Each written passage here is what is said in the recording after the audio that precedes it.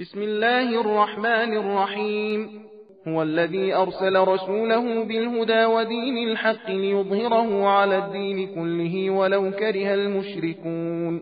يا أيها الذين آمنوا هل أدلكم على تجارة تنجيكم من عذاب أليم تؤمنون بالله ورسوله وتجاهدون في سبيل الله بأموالكم وأنفسكم ذلكم خير لكم إن كنتم تعلمون.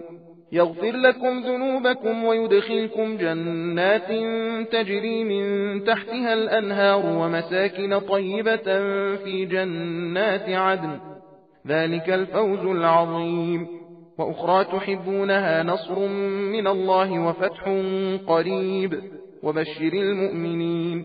يا أيها الذين آمنوا كونوا أنصار الله كما قال عيسى ابن مريم للحواريين من أنصاري إلى الله قال الحواريون نحن أنصار الله فآمنت طائفة من بني إسرائيل وكفرت طائفة فأيدنا الذين آمنوا على عدوهم فأصبحوا ظاهرين.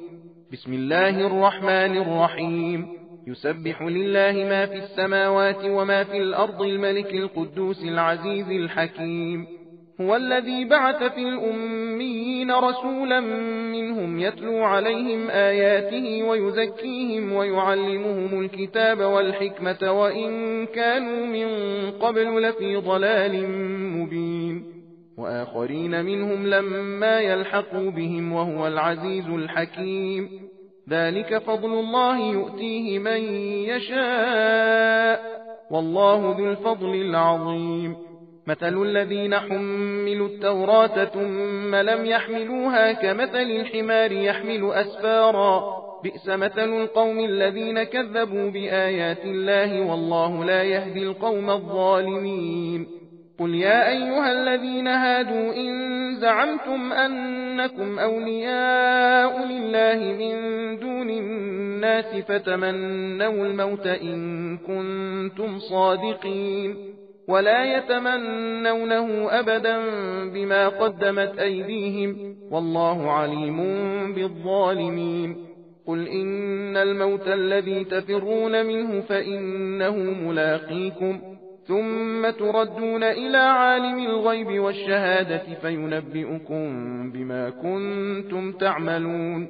يا أيها الذين آمنوا إذا نودي للصلاة من يوم الجمعة فاسعوا إلى ذكر الله وذروا البيع ذلكم خير لكم إن كنتم تعلمون. فإذا قضيت الصلاة فانتشروا في الأرض وابتغوا من فضل الله واذكروا الله كثيرا لعلكم تفلحون. وإذا رأوا تجارة أو لهوا انفضوا إليها وتركوك قائما قل ما عند الله خير من اللهو ومن التجارة والله خير الرازقين. सबील कुरान हिदायत का रास्ता।